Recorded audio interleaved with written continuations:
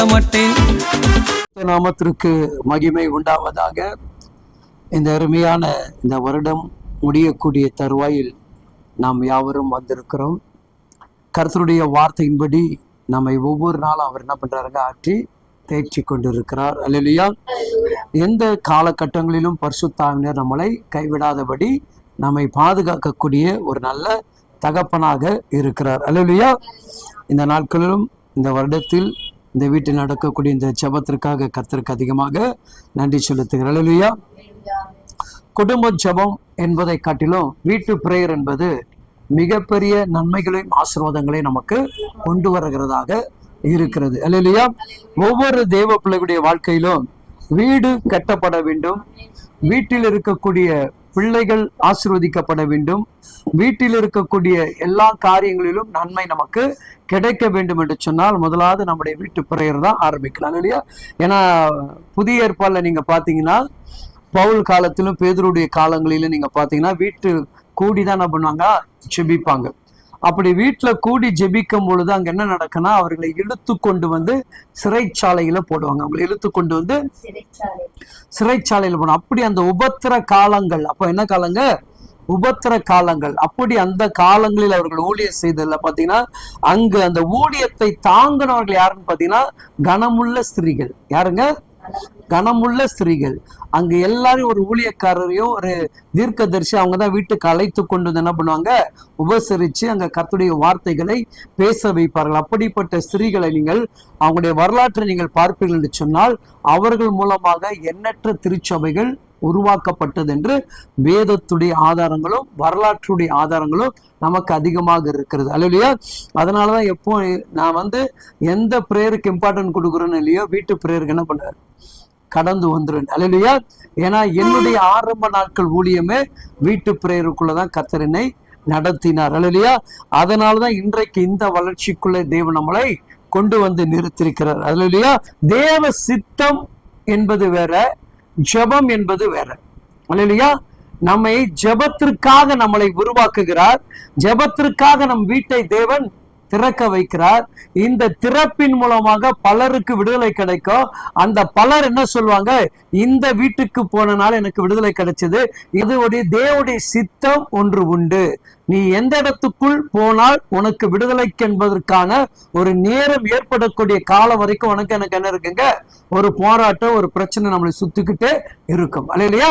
அதனால இதெல்லாம் கர்த்தர் செய்யும் போது இது ஏன் நமக்கு செய்யவில்லை என்று ஒரு வார்த்தை கூட என்ன பண்ணக்கூடாது, கேட்கக்கூடாது. அல்லையா? நான் பைபிள்ல அழகா ஒரு வசனம் இருக்கிறது, நீதிமொழிகள்ல தெளிவா சொல்லும், ஆபத்து காலத்தில் நீ சோர்ந்து போனா உன் பலன் என்ன பண்ணுவாங்க, குன்றி போகும் என்று வேதம் சொல்லுகிறது. எடுத்து வாசிங்க. நீதிமொழிகள் 24ஆம் அதிகாரம் 10வது வசனத்தை வாசிங்க. ஆபத்து காலத்தில் நீ சோர்ந்து போவாயானால் என்னங்க, எது குறுகிடுமா? இந்த பலன் குறுக ஆரம்பிச்சிட்டால ஒரு நாள் என்ன பண்ண முடியாது, அடுத்த கட்டத்தை யோசிக்க முடியாது, சிந்திக்க முடியாது, செயல்படுத்த முடியாது. அப்ப தேவனுடைய பலனை நீங்கள் பெருக்கிக் கொள்ள வேண்டும். தேவ பலத்தை என்ன பண்ணிருக்கீங்க, பெருக்கிக் கொள்ள வேண்டும். அதனால்தான் இன்றைக்கு கர்த்தருடைய வார்த்தை சொல்லுகிறது. இன்றைக்கு உண்டான வேத வசனத்தை நான் உங்களுக்கு நினைவுபடுத்த விரும்புகிறேன். யோபின் புஸ்தகம் 8ஆம் அதிகாரம் 8வது வசனங்களை நாம் வாசிப்போம். ஆகையால் நீர் முந்தின தலைமுறையிடத்தில் விசாரித்து அவர்கள் முன்னோருடைய செய்தியை ஆராய்ந்து பாரும். அல்லேலூயா. என்னங்க, ஆதி நாட்களில் தேவன் தேவ பிள்ளைகளுடைய வாழ்க்கையில செய்த செய்திகளை நீங்களாம் என்ன பண்ணுமா, ஆராய்ந்து பார்க்கணும். கர்த்தர் சொல்வார். அல்லேலூயா. யாக்கோபு 5:39 சொல்லப்படுது, கர்த்தருடைய வார்த்தைகளை ஆராய்ந்து பாருங்கள், அது உங்களுக்கு என்ன பண்ணுமா, நித்திய ஜீவனை கொடுக்கும் என்று வேதம் சொல்லுகிறது. அதுக்கப்புறம் நீங்க சங்கீதத்துல 10ஆம் அதிகாரத்துல நீங்க 8, 9, 10 வாசித்தீங்கன்னா, கர்த்தர் நல்லவர் என்பதை ருசித்து பாருங்கள். கர்த்தர் நல்லவர் என்பதை ருசித்து பாருங்கள். அவர் மேல் நம்பிக்கையா இருக்கிற மனுஷன் பாக்கியவான்.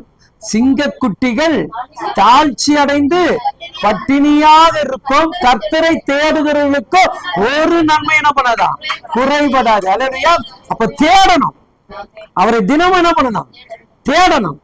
அப்போ சிங்கக்குட்டி வேணா என்ன பண்ணோம், பட்டினியா இருக்க. காட்டுக்கே அது ராஜா. எது சிங்கம்? எதுக்கு ராஜா? காட்டுக்கே ராஜா. ஆனா காட்டையே உருவாக்கினவர் நமக்கு ராஜா. அல்லேலூயா. உலகத்தை படைத்த தெய்வம் நமக்கு ராஜாவா இருக்கிறபடினால் அவர் சொல்லுகிறார், நீ என்னை தேடினால் உன் வாழ்க்கை என்ன பண்ணாதுங்க, குறைபடாது. அந்த வாழ்க்கை எப்படி இருக்குமா, நிறைவுள்ளதாக இருக்கும் என்று பைபிள் சொல்லு. அல்லேலூயா. அப்போ வசனங்களை படிக்கும் பொழுது, வார்த்தைகளை கேட்கும் போது, அந்த வார்த்தை நம்முடைய வாழ்க்கையில் ஒரு சம்பவம் நடக்கும் போது என்ன ஆயிடும், சோர்ந்து போகிறார். ஒரு மனிதனுடைய பலவீனத்தில் வெளிவருவது ஒரு ஜெபம். ஒரு மனிதனுடைய போராட்டத்தை மாற்றுவது ஒரு ஜெபம். ஒரு மனுஷனை அதிகமாக தேவனிடத்தில் நெருங்க வைப்பதும் ஒரு ஜெபம். அல்லேலூயா. கர்த்தருக்கு ஸ்தோத்திரம். கர்த்தருக்காக நீ மாறும் போதுதான் வாழ்க்கையே மாறும். அது வரைக்கும் என்ன பண்ணாது, மாற்றம் வராது. அப்போ தேவன் நல்லவர் என்பதை முதலாவது யார் ருசிக்கணும், அறிந்த ஒவ்வொரு தேவ பிள்ளைகளும் ருசி பார்க்கணும். அப்போ ஒரு மனுஷனுடைய வாழ்க்கையில சோர்வு இல்லாதபடி ஆவியினர் என்ன பண்ணுங்க, நம்மை பலப்படுத்த வேண்டும். அல்லையா? உன் வீட்டுக்குள்ள 1000 பிரச்சனை நடந்தாலும் உன் ஜெப ஜீவி குறைந்து விடக்கூடாது. நீ எப்பொழுதும் தனிப்பட்ட முறையில தேவ சமூகத்தில் முழங்கால் படியிட்டு ஜெபிக்கிற உன் ஜெபம் குறையக்கூடாது. பிசாசுடைய நோக்கங்கள், எண்ணங்கள் எல்லாம் உன் ஜெபத்தை பறிக்கிறதா அவனுடைய வேலை. தேவனுடைய நாமத்தை மகிமைப்படுத்த விடாதபடி தடை செய்கிற வேண்டிய வேலை தான் அவனுடைய வேலை. அதற்கு நம்ம என்ன பண்ணக்கூடாது, இடம் கொடுக்க. ஒரு கடங்காரம் வந்து திட்டாலும் என்ன பண்ண மாட்டோம், ஜெபம் பண்ண மாட்டோம். அல்லேலூயா. வீட்டுக்காரர் சண்டை போட்டாலும் என்ன பண்ண மாட்டோம், ஜெபம் பண்ண மாட்டோம். அல்லேலூயா. நேரம் அதிகமானாலும் என்ன பண்ண மாட்டோம், உடம்பு அலுப்பு, உடல் சோறுன்னு சொல்லிட்டு நம்ம படுத்துருவோம். ஒரு நாள் நீ படுத்துட்டேன்னா பல நாட்கள் உன்னை உடல் சோர்வுக்குள் கொண்டு வந்துடுவோம். அல்லேலூயா. அப்ப இந்த ஜெபத்தை பறிக்கக்கூடிய வேலை தான் யாருடைய வேலை, சாத்தானுடைய நோக்கங்கள். அல்லேலூயா. அப்போ தேவனை அறிந்த தேவ பிள்ளைகள் நீங்கள் தெரிந்து கொள்ள வேண்டும், ஆதி நாட்கள் ஆண்டவர் அப்படி என்ன செய்தார், ஆதி நாட்களில் தேவன் அப்படி என்ன காரியத்தை அவர் செய்திருக்கிறார். அந்த காரியத்தை நீ சரியாக அறிந்து கொண்டானா வரக்கூடிய காரியங்கள்லாம் மாற்றம் கிடைக்கும். அல்லேலூயா. பாருங்க, யாக்கோபை குறித்து நம்ம நிறைய முறை நம்ம பார்த்திருக்கிறோம். யாக்கோபை குறித்து நிறைய முறை பார்த்திருக்கிறோம். ஆனா யாக்கோபு தேவனிடத்தில் ஜெபிக்கும் பொழுது தன் பிதாக்களின் தேவனை முன்னிலைமைப்படுத்துவான். பிதாக்களுடைய தேவனை முன்னிலைமைப்படுத்துவான். ஆதியாகமம் 28ஆம் அதிகாரத்தை எடுத்துக்கொள்வோம். 14 இருந்து வாசிப்போம். 12 இருந்து வாசிங்க. அங்கே அவன் ஒரு சொப்பனம் கண்டான். அங்கே அவன் ஒரு சொப்பனத்தை கண்டான். இதோ ஒரு ஏணி பூமியிலே வைக்கப்பட்டிருந்தது, அதில் நுனி வானத்தை எட்டி இருந்தது. அதிலே தேவதூதர் ஏறுகிறவர்களும் இறங்குகிறவர்களுமாய் இருந்தார்கள். அதற்கு மேலாக கர்த்தர் நின்று, நீங்க யார் நிக்கிறாருங்க, கர்த்தர் நின்று. இப்போ இவனுடைய காரியம் பாத்தீங்கன்னா ஒரு வனாந்தரத்துடைய பிரயாணம். இவன் வாழ்க்கை என்னங்க, வனாந்தரத்தின் பிரயாணம். அடுத்தது என்ன செய்ய போகிறோம், அடுத்தது நம்ம எப்படி வாழ போகிறோன்ற இதே கிடையாது. தாய் சொன்ன ஒரு வார்த்தை. யார் சொன்ன வார்த்தை, தன் தாய் சொல்லி அனுப்புகிற, நீ போய் உன் மாமாவை போய் சந்தி, உன் மாமா கிட்ட போய் என்ன பண்ணு, இருந்து கொஞ்ச நாள் இரு. உங்க 2 பேரை ஒரே நாள்ல நான் என்ன பண்ண வேண்டியதில்லை, இழக்க வேண்டியதில்லை. நீங்க எனக்கு 2 பேருக்கு தேவை என்று சொல்லி தாய் என்ன பண்றாங்க, இந்த யாக்கோபுக்கு சொல்லி அனுப்பும் போது இவன் போகிற வழி கடந்து போகும் பொழுது என்ன ஆயிடுதுங்க, இருட்டாகிடுது. என்ன ஆயிடுதுங்க, இருட்டாது. சில நேரங்கள் நம்முடைய வாழ்க்கை இருட்டை போல காணப்பட்டாலும் அந்த இருட்டுக்குள்ளதான் தேவன் நமக்கு வெளிச்சம் என்கின்ற பாதைகளை உருவாக்கி கொடுக்கிறார். அல்லேலூயா. ஒரு மனுஷனுக்கு மிகப்பெரிய பயம், திகில் வரும். அந்த திகில்ல நீங்க படுத்து பாருங்களேன். சில பேருக்கு கெட்ட சொப்பனங்கள் நிறைய வரும். சில பேருக்கு தேவனுடைய அன்புடைய தரிசனங்கள் நிறைய வரும். அந்த தரிசனம் என்னன்னா ஆண்டவர் நேசிக்க ஆரம்பிச்சிருக்கிறாரு. அந்த பயம் திகிலோடு நீ படுக்கும்போது வேறு சம்பவம் உனக்கு ஏற்பட்டுச்சுன்னா நீ என்ன பண்றங்க, கிறிஸ்துடைய அன்புக்குள் உனக்கும் மிகப்பெரிய தூரத்துடைய இடைபாடுகள் காணப்படுகிறது. எப்பொழுது உனக்குள் அந்த பயம் திகில் வரும் பொழுது தேவன் தரிசனமாகுவார். எப்படி ஆவாருங்க, தேவ தரிசனமா, தேவ தூதர்கள் தெரியும். இல்லைன்னா நம்ம என்ன பண்ணுங்க, எதையாவது ஒரு கோலியத்தை வீழ்த்துற மாதிரி தெரியும். இல்ல எதையாவது பாத்தீங்கன்னா மீனா தெரியும். மீனா தெரியும், சில நேரம் பார்த்தா அப்படியே புறாக்கள் பறக்கிற மாதிரி தெரியும். இதெல்லாம் என்னன்னா நமக்கு அபிஷேகமோ நம்முடைய வளர்ச்சிக்குண்டான தரிசனத்தை என்ன பண்ணாருங்க அந்த பய திகில்ல கர்த்தர் கொடுப்பார். அனுபவிச்சிருக்கிறீங்களா? அனுபவிச்சிருக்கீங்களா? அதுதான் தேவன் அவருக்கு நமக்கு இருக்கக்கூடிய அந்த அன்பின் ஐக்கம், நமக்கு அவருக்கு இருக்கக்கூடிய. இப்ப இந்த இருட்டு நேரம், இது என்ன நேரங்க? இருட்டு நேரம். இப்ப இந்த இருட்டு நேரத்துல இவன் தனிமையில படுக்கணும். யாரு தனிமையில படுக்கணும்? அது இடம் எப்படி? வனாந்தரமான இடம். வனாந்தரமான இடம். சிங்கம் வரலாம், காட்டு மிருகங்கள் வரலாம், பலவிதமான காரியங்கள் இந்த யாக்கோபு என்ன பண்ணலாம்? பயமுறுத்தலாம், அவனுடைய எதிர்காலத்தையே கேள்விக்குறியாக மாற்றலாம். அப்படி இருக்கக்கூடிய அந்த சூழ்நிலையில படுத்து உறங்கும்படியாக படுத்து கொண்டு இருக்கிறவனுக்கு என் தேவன் தரிசனமாகிறார். ஒரு கரங்களை தட்டி கர்த்தருக்கு நாம் நன்றி செலுத்துவோம். அல்லேலூயா. இப்ப நான் அதுக்கு முன்னாடி உங்களுக்கு விளக்கமா சொல்லிடுறேன். 9வது வசனத்தை வாசிங்க. ஏசா இஸ்மவேலிடத்துக்கு போய் தனக்கு முன்னிருந்த மனைவிகளும் அன்றி ஆபிரகாமுடைய குமாரனாகிய இஸ்மவேலின் குமாரத்தையும் நெபோயாத்தின் சகோதரியுமாகிய மகளாத்தையும் விவாகம் பண்ணினார். இவன் என்ன பண்றாங்க? அப்பா நமக்கு ஆசீர்வாதத்தை கொடுக்கலையே, நம்முடைய ஆசீர்வாதத்தை யாருக்கு எடுத்துட்டு போயிட்டான்? சகோதரன் எடுத்துட்டு போயிட்டான். அப்பாக்கு எது பிடிக்கலையோ அதை அகைன்ஸ்டா யார் செய்ய ஆரம்பிச்சிட்டான்? இவன் மூத்தவன் செய்யறான். அல்லேலூயா. ஆனால் அதனாலதான் இந்த மூத்தவன் என்ன பண்றாங்க? பெயர் அதிகமாக சொல்லப்படாதபடி குறிப்பிட்ட காலத்தோட பெயர்கள் மறைக்கப்படுகிறது. ஆனா யாக்கோபுடைய பெயர் அப்படி அல்ல. இந்த யாக்கோபு தலைமுறைக்கு தலைமுறைக்கு ஒரு மாற்றத்தை உருவாக்கக்கூடிய எடுத்துக்காட்டாக கர்த்தர் வைத்திருக்கிறார். இப்ப நம்ம ஈஸியா ஏன் யாக்கோபை நினைக்கிறோம்? யாக்கோபை எப்படி எடுத்து நினைக்கிறோம்? ஆண்டவரே, யாக்கோபு இரவு முழுதும் போராடி ஜெபித்தான் இல்லையா? தேவ தூதர்களோடு போராடினா அப்படின்னு நம்ம சொல்றோம் இல்லையா? அப்படி நம்ம சொல்லுவதற்கு காரணம் என்ன? சொல்வதற்கு காரணம் என்ன? அப்ப அந்த போராடி ஜெபித்த யாக்கோபுக்கு கர்த்தர் என்ன பண்ணி இருக்கிறாரு? அப்ப நம்ம நினைவுக்கு எதை கொண்டு வர்றாரு? ஒரு போராட்டம் வரும்போது இந்த யாக்கோபு இரவு முழுது காத்திருந்து ஜெபித்தா, நீயும் ஜெபிக்கும் போது நான் என்ன பண்ணுவேன்? இந்த யாக்கோபு 2 முறை இரவு காத்திருந்தான். எத்தனை முறை? ஒரு முறை தரிசனத்துக்காக, ஒரு முறை வாழ்வை தொடங்குவதற்காக. இந்த வசனத்துக்கு முன்னாடி நான் சொல்லிடுறேன் பாருங்க. அந்த யோபு 8 வாசிங்க. அதிகாரத்துல 7-8 வாசிங்க. உம்முடைய துவக்கம் அற்பமாய் இருந்தாலும், யோபு 8:7, உம்முடைய துவக்கம் அற்பமாய் இருந்தாலும் முடிவு சம்பூர்ணமாக இருக்கும். அல்லேலூயா. இப்போ யாக்கோபுடைய துவக்கம் எப்படி இருக்குது? அற்பமா. அல்லேலூயா. அவன் யாரு இல்ல, அப்பா இல்ல, அம்மா இல்ல, அண்ணன் இல்ல, சொந்தம் இல்ல, ஆடு மாடு இல்ல, கூட கூட ஒரு வேலைக்காரன் கிடையாது. யாக்கோபு கிட்ட யாரு இல்ல? ஒருத்தரும் கிடையாது. பையன் மட்டும் எடுத்துக்கிறான், ஒரு கொம்பை மட்டும் எடுத்துட்டு என்ன பண்றான்? கடந்து போறான். ஏதோ அவங்க அம்மா என்ன பண்ணிருப்பாங்க? அங்க மாமா வீட்டு போற வரைக்கும் எதை கொடுத்திருப்பாங்க? ஆகாரத்தையும் ரொட்டியும் தண்ணியும் அவனுக்கு கொடுத்து அமைச்சிருப்பாங்க. ஆபிரகாம் எப்படி ஆகாருடைய பையன் இஸ்மேலுக்கு கொடுத்ததை போல அது என்ன பண்ணுச்சு? வனாந்தரத்துல காலியாச்சு. அது எதுல காலியாச்சு? பாதியிலே காலியாச்சு. ஆனா இந்த யாக்கோபுக்கு தேவன் ஒரு வனாந்தரத்தின் பாதையில, தனிமையான சூழ்நிலையில, கைவிடப்பட்ட நிலைமையில, ஆதரிக்கக்கூடிய சூழ்நிலைகள் இல்லாத அந்த நிலைமையில என்ன பண்றாருங்க?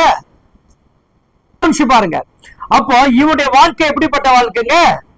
துவக்கம் எப்படி இருக்குதா?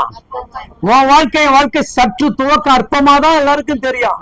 ஆனா முடிவு வரும்போது பாருங்க, அது மிகப்பெரிய சம்பூர்ணமாக காணப்படும். அல்லேலூயா. ஏன்னா அவருடைய முடிவுக்கு அளவே இல்லை என்று வேதம் சொல்லுகிறது. என்ன சொல்லுதுங்க? அவருடைய முடிவுக்கு அளவே கிடையாது. ஆராய முடியாத, எண்ணி முடியாத எண்ணற்ற அற்புதங்களை, அதிசயங்களை அவர் செய்யக்கூடிய நல்ல ஒரு தெய்வம். அல்லேலூயா. இப்போ வனாந்தரத்தில் இருண்டு போன நேரம் எப்படி ஆச்சு? இருண்டு போய் நிக்குது. அவனுக்கு யாக்கோபுக்கு ஒரு பக்கம் எப்படி இருக்கும்? நான் போய் அம்மா மடியில படுத்து தூங்கிட்டு இருந்தேன்னு இன்னைக்கு யார் மடியில போய் படுத்துட்டு இருப்பேன்? நமக்கு அப்படித்தானே?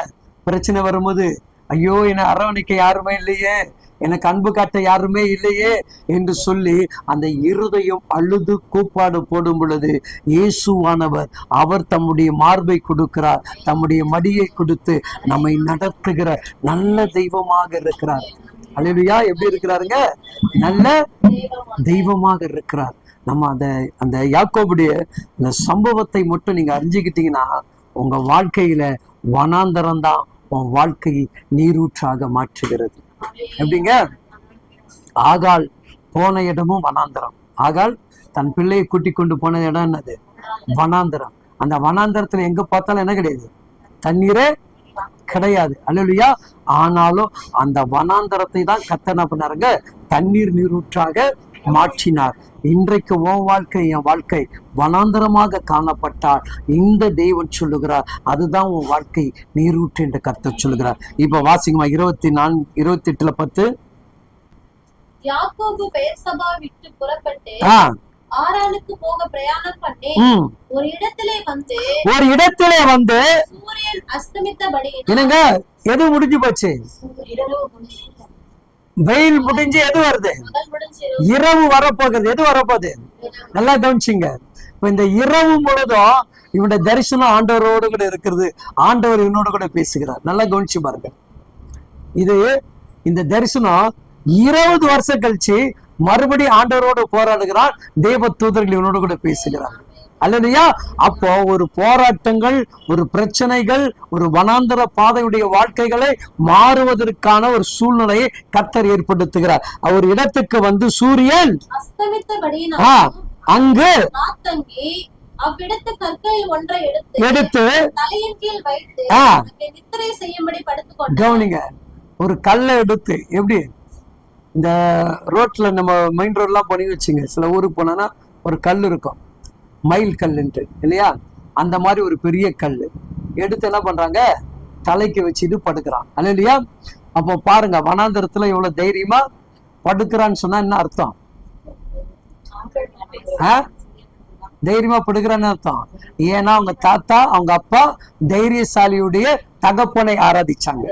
யார ஆராதிச்சாங்க? தைரியசாலியுடைய தகப்பனை ஆராதிச்சாங்க. அல்லேலூயா. அப்பாவை இந்த அளவுக்கு ஆசீர்வதிக்கிறது யார் பார்த்தா? ஈசாக்கு பார்த்திருக்கிறான் இல்லையா? ஈசாக்க ஆசீர்வதித்தது யார் பார்க்கிறா? யாக்கோபு பார்க்கிறா. இந்த 2 பேரை ஆசீர்வதித்ததை இந்த யாக்கோபு பார்க்கிறான். தாத்தாவையும் ஆசீர்வதித்தவர் யாரு? எங்க அப்பாவை ஆசீர்வதித்தது யாரு? இப்ப எங்க அப்பா தேவன் தான் என்ன பண்ண போறாரு? பாதுகாக்க போறாரு. அல்லையா? அப்ப அந்த இரவுல வனாந்தரத்துல போய் படுப்போமா? வீட்டுல ஒரு நாள் தனியா படுறான்னு சொன்னா யார் படுப்பா?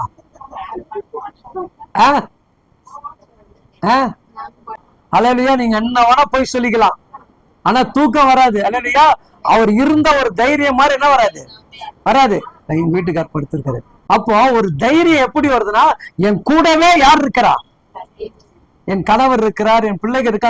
அந்த கோட்டுக்குள்ள நம்ம வளர்ந்துட்டோம். அது போல யாக்கோபுக்கு என்ன இருக்குங்க? ஆபிரகாம் என் தாத்தாவுடைய தகப்பன் இருக்கிறாரு, என் தகப்புடைய தேவன் இருக்கிறார் என்ற அந்த நம்பிக்கை என்ன பண்ணுதுங்க? படுக்க வைக்குது. கல்லை வைக்கிறாரு, கொண்டு வந்து பெட்ஷீட் என்ன பண்றாரு? அழகா விரிச்சு, நான் என் கற்பனைக்கு வந்தது கல்லு மேல போட்டு, கால் மேல கால் போட்டு ஸ்டைலா படுப்போம் தெரியுமா? யாக்கோபு எப்படி படுத்திருப்பான்? அப்படியே படுத்துக்கிட்டு அப்படியே தலைக்கு மேல இப்படி கையை வச்சுக்கிட்டு கல்லு மேல காலை என்ன பண்ண அப்படி தூக்கி அப்படி மேல போட்டுக்கிட்டு அப்படி பார்த்துட்டு இருப்பாரு. என்ன சொல்லிட்டு இருப்பாரு? கடவுளே, ஆபிரகாமின் தேவனே, ஈசாக்கின் தேவனே அப்படின்னு சொல்லிட்டு என்ன பண்ணிருப்பாரு? இரவு நேரத்துல தூக்கம் வராம எதையாவது, அந்த நேரத்துல நமக்கு கூட தூக்கம் வராத நேரத்துல யாரை கூப்பிடுவோம்? அது வரைக்கும் கூப்பிடவே மாட்டோம். ஏசப்பா நல்லவரே வல்லவரே பாட்டுலாம் வரும். ஏசு கிறிஸ்து ரத்தம்லாம் எங்க இருந்து வரும்னே தெரியாது, சோத்திரம் எங்க இருந்து வரும்னே தெரியாது. ஆனா இந்த தூக்கம் வராத நேரத்துக்கு என்ன பண்ணுவாங்க? அப்படியே கண்ணை மூடிட்டு படுத்துக்கிட்டு இருக்கு, கண்ணை தந்துட்டு என்ன பண்ணுவோம்? அப்படியே சொல்லிட்டு இருப்போம் பாருங்க. நம்ம கண்ணு எப்படி சொக்கி போச்சுன்னே தெரியாது. ஏன்னா அவர் என்ன பண்றாருங்க?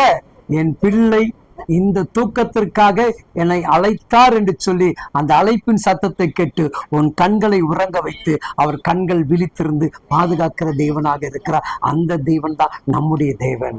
ஒரு கரங்களை தட்டி கர்த்தருக்கு நாம் நன்றி செலுத்தும். அப்போ ஒரு ஸ்டைல் தோறணும் இல்லையா? என்ன காத்து வருது? குளிர்ந்த காத்துல வனாந்தரத்துல எவ்வளவு தில்லா படுகிறான் பாருங்க. நம்ம படுப்போமா? அப்ப அந்த பயத்தை கர்த்தர் என்ன பண்றாருங்க? தேவனுடைய மகிமையாக மாற்றி கொடுக்கிறார். அதுதான் செய்தி. அல்லையா? இப்ப பாருங்க, அவன் என்ன பண்றாங்க? ஒரு கல்லை எடுத்து அங்கு நித்திரை செய்யும்படியாக படுத்து கொண்டான். தூங்கல, படுத்து கொண்டான். அப்படின்னா என்ன அர்த்தம்? படுத்துக்கிட்டு பார்த்துக்கிட்டே இருக்கிறாரு. இப்ப இவரை ஆண்டவர் பிடிக்கிறாரு. எவரை? யாக்கோபை பிடிக்கிறாரு. அங்க சொல்லப்படுது பாருங்க, அங்கே அவன் ஒரு சொப்பனம் கண்டான். என்ன வருது இப்போ? சொப்பனம் கண்டான். நான் இப்படி அதான் நினைச்சு பாக்குறேன், ஏன்டா இந்த யோசேப்புக்கு சொப்பனக்காரன் பேர் வந்தது? யோசேப்புக்கு ஏன்னா எங்க அப்பா என்னத்தை கண்டான்? அந்த தரிசனம் யாருக்கு வருது? தலைமுறையில ஒருத்தருக்கு கர்த்தர் என்ன பண்றாரு? கொடுக்கிறாரா? நல்லா கவனிச்சு பாருங்க. அப்பா ஏதாவது ஒரு அப்பா கவர்மெண்ட்ல வேலை செஞ்சா ஒண்ணு பேரனுக்கு கிடைக்குது, இல்ல பிள்ளைக்கு கிடைக்குது. அப்பா ஊழியம் செஞ்சா ஏதோ ஒரு மகனோ ஒரு மகளோ ஆட்டுக்குட்டியோ மன்னார்குட்டியோ ஏதோ ஒண்ணு என்ன பண்ணுது? ஊழியம் செய்யுது இல்லையா? அப்போ தேவன் எவ்வளவு நல்லவர் பாருங்க. நம்ம எதை நினைக்கிறோமோ அது கடைசி வரைக்கும் நம்முடைய பிள்ளைகள் இல்ல, கடைசி குட்டிய வரைக்கும் கர்த்தர் எதையாவது ஒன்று எடுத்து பயன்படுத்துறாருங்க. அந்த பயன்பாடுதான் இந்த யோசேப்பை சொப்பனக்காரனா மாத்திருச்சு. யார மாத்திருச்சு? அல்லையா? படுத்து தூங்குறவனுக்கு என்ன வருது? அவனுக்கு என்ன வந்துச்சு? சொப்பனம் எப்படி வந்துச்சான்? அறிவால் கட்டு வந்துச்சு. இவனுக்கு என்ன வருதுங்க? பரலோகமே வருது. அல்லையா? இவன் வாழ்க்கை வனாந்தர வாழ்க்கை, அவன் வாழ்க்கை தாய் தகப்பனோடு கூட இருக்கப்பட்ட அந்த சூழ்நிலைய வாழ்க்கை. அப்ப எந்த வாழ்க்கையை கர்த்தர் நமக்கு ஏற்படுத்தி கொடுக்கிறார் என்று சொல்லி நீங்கள் அறிந்து கொள்ள வேண்டும். அதனால அங்கு அவன் ஒரு சொப்பனத்தை கண்டான். இதோ ஒரு ஏணி பூமியிலே வைக்கப்பட்டிருந்தது, அதன் நுனி வானத்தை எட்டி இருந்தது. அதிலே தேவதூதர் இறங்குகிறவர்களுமாய் இருந்தார்கள். இப்போ இவன் சிறை பிடிச்சு யார வீட்டுக்குள்ள வச்சான்? யாக்கோபு ஜெபிக்கும் போது யார பிடிச்சு வச்சான்? தேவதூதரை பிடிச்சு வச்சான். இங்க யார பாக்குறான்? தேவதூதர்கள் ஏறுகிறதும் இறங்குறதும் பாக்குறான். அதனால நம்ம ஜெபித்தா யார் வருவா? கட்டாயம் வந்துதான் ஆகணும். அன்னைக்கு நான் தரிசனம் கண்டல, அது பொய்த்து போக கூடாது. அந்த தரிசனம் நிறைவேற்றினா நீ திரும்ப என் வீட்டுக்கு வான்றான். அல்லையா? உனக்கும் எனக்கும் கர்த்தர் கொடுத்த வாக்கு தத்துவங்கள் நிறைவேற்ற வேண்டும் என்று சொன்னால் நீ கண்ட வாக்கு தத்துவத்தை திரும்ப நீ நினைவு கூர்ந்து வாக்கு தத்துவம் பண்ணின தேவனை உன் வீட்டுக்கும் உன் உள்ளத்துக்கும் அழைக்கணும், அழைச்சு கொண்டு வரணும். அப்பதான் அது என்ன பண்ணுங்க? பூர்ணப்படும். சூழ்நிலைகளை நம்ம என்ன பண்ணக்கூடாதுங்க? கண்டு சோர்ந்து போக கூடாது. அப்ப என்ன பண்றான்? தேவ தூதர்கள் ஏறுகிறதையும் கண்டானா? அப்ப வீட்டுக்குள்ள என்ன பண்ணா? இரவு முழுவதும் போராடி. அப்ப பாருங்க, தேவ தூதர்களே அதற்கு மேலே கர்த்தர் நின்று. இப்ப பாருங்க, தேவ தூதரை பார்த்துட்டான். யார பாக்குறான்? பார்த்த பிறகு இப்ப யார் பேசுறாரு? யார் பேசுறாரு? அன்பான தேவ பிள்ளைகளே, உன் வாழ்க்கையில என் வாழ்க்கையில ஆண்டவர் பேசக்கூடிய நேரத்தை நீ நான் உருவாக்க வேண்டும் என்று சொன்னால் நிச்சயமாக ஒரு மனாந்தரம் வரும், நிச்சயமான ஒரு பாடுகள் வரும், நிச்சயமான ஒரு உபத்திரங்கள் வரும். அந்த உபத்திரத்தின் குகையில் இருந்தா ஆவியனர் பேசுவார். யார் பேசுவார்? ஆவியனர் பேசுவார். அவர் பேசுவதற்கான ஒரு வாய்ப்பை நீ நான் என்ன பண்ணுங்க? ஏற்படுத்தணும். அங்க சொல்றாரு பாருங்க, உன் தகப்பனாகிய ஆபிரகாமின் தேவனும் ஈசாக்கின் தேவனுமாகிய கர்த்தர் நீ படுத்திருக்கிற பூமியே உனக்கும் உன் சந்ததிக்கும் தருவேன். அவன் படுத்துக்கிற இடமே என்ன இடம்? வனாந்தரத்தை பார்த்து ஆண்டவர் சொல்றாரு, உனக்கும். இது தாத்தாக்கு சொன்னாரா? தாத்தாக்கு என்ன வாக்கு கொடுத்தாரு?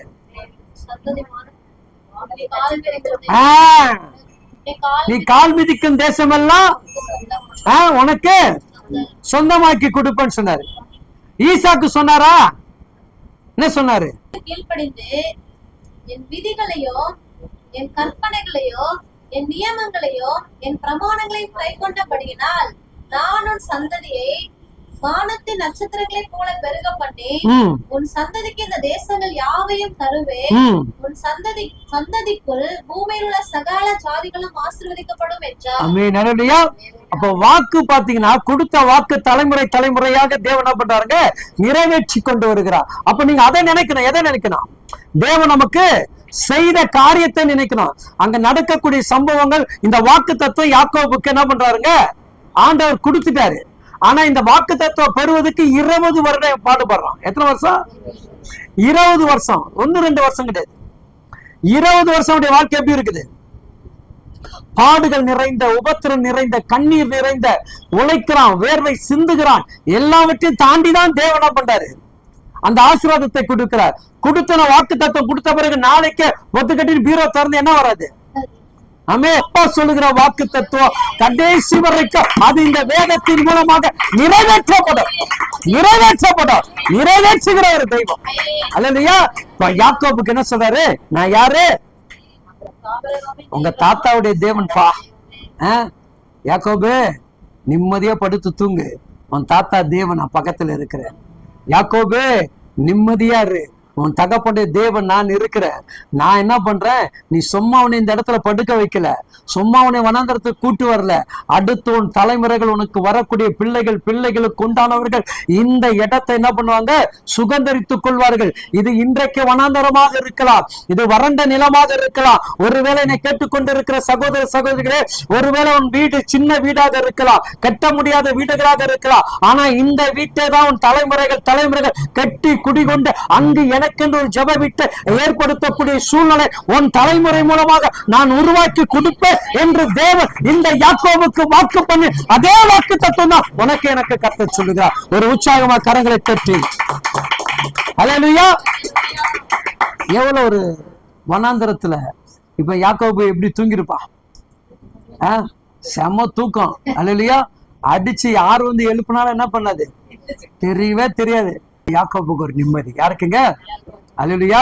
நான் ஆராதிக்கிறேன், தகப்பன் ஆராதிக்கிற தேவன் என்னை கைவிடவில்லையே, என்னை வெட்கப்படுத்தலையே. இந்த வனாந்தரத்துல நான் தன்னந்தனிமையில இருக்கிறேனே, எனக்கு துணை யாருமே இல்லை என்று சொல்லி நான் எண்ணும் பொழுது என் தேவன் எனக்காக இறங்கி வந்தார். தேவ தூதர்களை அனுப்புவது மாத்திரமல்ல, தேவ தூதர்களை தாண்டி என்னோடு கூட பேசுகிற ஒரு தெய்வம் நம்முடைய இரட்சகர்.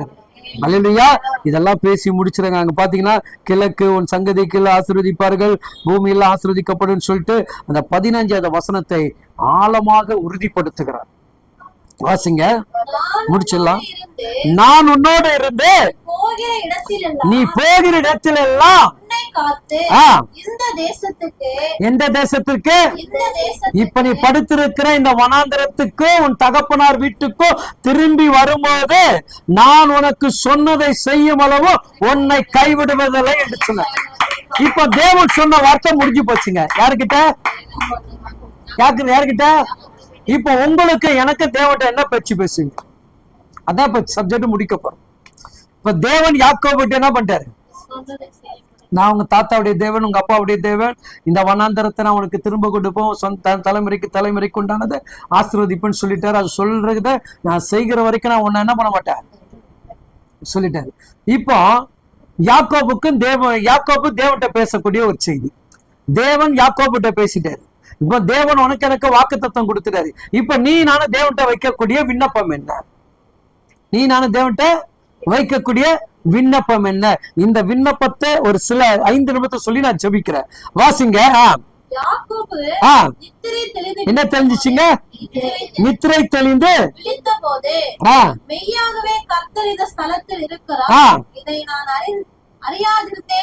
என்ன சொல்றாங்க? தேவன் இந்த இடத்துல இருக்கிறத நான் என்ன பண்ண? அறியாமதான் நீ படுத்த. அவர் அறிய வைக்கிறதுக்கு தான் உன்னை அந்த இடத்துக்கு கொண்டு வந்தார். அல்லேலூயா. உன் வாழ்க்கை என்ன தெரியும்? உன் வாழ்க்கை எப்படி நடக்க போது, உன் சூழ்நிலை எப்படி மாறப்போது என்று மற்றவர்களை யாராலும் என்ன பண்ண முடியாதுங்க, நிர்ணயிக்க முடியாது. ஆனா தேவன் நினைத்தாவே எல்லாமே மாறும். தேவன் இந்த நிமிடத்தை மாற்றுகிறார். நான் இந்த இடத்துல தேவன் இருப்பாரு எனக்கு தெரியாது. இப்ப நம்ம மத்திய ஆவியில உலாவுகிற எனக்கு தெரியாது. ஆனா அவர் உலாவிக் கொண்டிருக்கிறார், நம்ம அருகில நின்று கொண்டிருக்கிறார், நம்மோடு கூட இடைப்பட்டு பேசிக் கொண்டிருக்கிறார். நீ அறியாத ஒரு தேவன் உன் நடுவில் உலாவுகிறார் என்று சொல்லி வேதம் சொல்லுகிறது, பைபிள் சொல்லுகிறது. அல்லேலூயா. வசனம் நமக்கு அதை உறுதிப்படுத்துகிறது. அப்ப தேவனுடைய வார்த்தைகளை அறிந்த தேவ பிள்ளைகள் அவன் நித்திரை தெளிந்து என்ன பண்ணாங்க? இந்த ஸ்தலத்திலே இருக்கிறார் இதை அவன் பயந்து இந்த ஸ்தலம் ஆ, எவ்வளோ இருக்கிறது. ஆ, இது தேவனுடைய வீடே அல்லாமல் ஆ. வேறல்ல. ஆ, இது வானத்தின் வாசல் என்ற உற்சாகமா கரம் தட்டுங்க. அல்லேலூயா. ஒரு வனாந்தரத்தின் வாழ்க்கையை பரலோக தரிசனத்தை தேவன் காட்டுவார் என்று சொன்னால் உன் வாழ்க்கை என் வாழ்க்கை வரக்கூடிய வனாந்தர பரலோகத்துக்கு மகிமைக்குள்ள தரிசனத்தை கத்த நல்ல உற்சாகமா கரங்களை தட்டி உன் வாழ்க்கை மகிமைக்குரிய வாழ்க்கையை கத்த மாற்றுவார். அல்லேலூயா. இந்த மகிமை வந்த பிறகு இந்த யாக்கோபுக்கு ஒரு தைரியம் வந்துருச்சுங்க. வந்துருச்சா எல்லாருக்கும் ஒரு தைரியம் வந்துருச்சா, ஒரு தன்னம்பிக்கை வந்துருச்சா? இப்ப நீங்க ஆண்டவர்கிட்ட சொல்ல போகிறீங்க. இப்ப ஏசாப்பா கிட்ட நீங்க பேச போகிறீங்க, யெகோவா தேவனிடத்தில் நீங்க பேச போகிறீங்க, பரிசுத்த ஆவியிட்ட நீங்க பேச போகிறீங்க, பிதாவிட்ட நீங்க பேச போறீங்க. வாசிங்க. அதிகாலையிலே யாக்கோபு எழுந்து. அதிகாலையிலே நல்லா கவனிச்சிங்க. இன்றைக்கு தேதி எத்தனை? 9ஆம் தேதி காலை 10 மணிக்கு அதிகாலை 4 மணிக்கு எழுந்து ஆவியானவரே நேற்று பேசின சத்திய வார்த்தையின்படி இப்பொழுது நான் என்ன பண்றேன்? அதிகாலையில் எழுந்து இதோ என் விண்ணப்பத்தை உமக்கு வைக்கிறேன்னு சொல்லி நீங்கள் ஜெபித்து பாருங்க. இந்த விண்ணப்பம் நிச்சயமா உங்க தலைமுறை பலிக்கும், நிறைவேற்றப்படும். கர்த்தர் காரியத்தை வாய்க்க பண்ணுவார். வாசிங்க. அதிகாலையிலே யாக்கோபு எழுந்து தன் தலையின் கீழ் வைத்திருந்த கல்லை எடுத்து. இதெல்லாம் விட்டுருங்கம்மா. வாசிங்க. 20ஆம் வசனம் வாசிங்க. அப்பொழுது யாக்கோபு தேவன் என்னோட இருந்து. கவனிங்க. தேவன் சொல்லுங்க, பக்கத்துல கைப்பிடிச்சு. தேவன் என்னோட இருந்து நான் போகிற இந்த வழியிலே என்னை காப்பாற்றி உண்ண ஆதாரமும் உடுத்த வஸ்திரமும் எனக்கு தந்து. எப்படி ஜெபிக்கணுமா? நான் இருக்கிற வீடு, நான் போகிற வேலைகள், நான் போகக்கூடிய வாகனங்கள், நான் ஓட்டக்கூடிய ஆட்டோக்கள், நான் எதுல போறேனோ நீங்க என் கூட இருக்கிறத உறுதிப்படுத்துங்கப்பா. என் கூட தான் இருக்கிறத உறுதிப்படுத்துங்க, என் கூட தான் வருகிறத உறுதிப்படுத்துங்க. அப்படி நீங்கள் உறுதிப்படுத்துவது மாத்திரம் இல்ல, என்ன வேணும்? உண்ண ஆகாரமும் இது இருந்தா நமக்கு போதாதா? கடன் இல்லாத ஒரு வாழ்க்கை, யாருக்கு தலை குனியாத ஒரு வாழ்க்கை, வீட்டுக்குள்ள எப்போ வந்தாலும் மற்றவர்களுக்கு ஆதாரம் கொடுக்கக்கூடிய வீடாக இருக்க வேண்டும். வீட்டுக்குள்ள மற்ற ஏழைகள் வந்தா வஸ்திரத்தை எடுத்து கொடுக்கக்கூடிய ஒரு வீடாக உன் வீடு என் வீடு மாறலாம். அப்படிப்பட்ட தேவன் என் கூட இருக்கிறத நீங்க என்ன பண்ணுங்க? உறுதிப்படுத்தி கொடுங்க. அதை உறுதிப்படுத்தி செயல்படுத்தி எனக்கு உருவாக்கி கொடுங்கன்னு சொல்லி நீங்க ஆண்டவர்கிட்ட கேட்கணும். காலையில அதான் உங்க ஜெபம். அதிகாலை ஜெபம் என்ன ஜெபம்? அதான் ஜெபம். அப்படி நீங்க ஜெபிச்சு முடிச்சிட்டு அடுத்து சொல்றான், அப்பொழுது யாக்கோபு என்னை என் தகப்பனார் வீட்டுக்கு கர்த்தர் எனக்கு சொல்லுங்க. இதையெல்லாம் என் வாழ்க்கையில என் பிள்ளைகள் வாழ்க்கையில நீங்க செஞ்சிட்டீங்க. நீங்க தான் என் தேவன். என்னுடைய வருமானத்தில் பொருட்களில் எல்லாவற்றிலும் என்ன பண்ற? உமக்கு பொருத்தனை பண்ணி தசமமாக செலுத்துகிற சொல்லி வாக்கு கொடுக்கிறேன். அல்லேலூயா, அல்லேலூயா. என் அன்பான தேவ ஜனமே, ஆரம்பம் அற்பமாக இருந்தாலும் உன் முடிவு சம்பூர்ணமாக. ஒரு காரியத்தை குறித்து சிந்திக்காதீங்க, கவலைப்படாதீங்க. கர்த்தர் உங்க கூட இருந்து பெரிய காரியத்தை செய்வார்.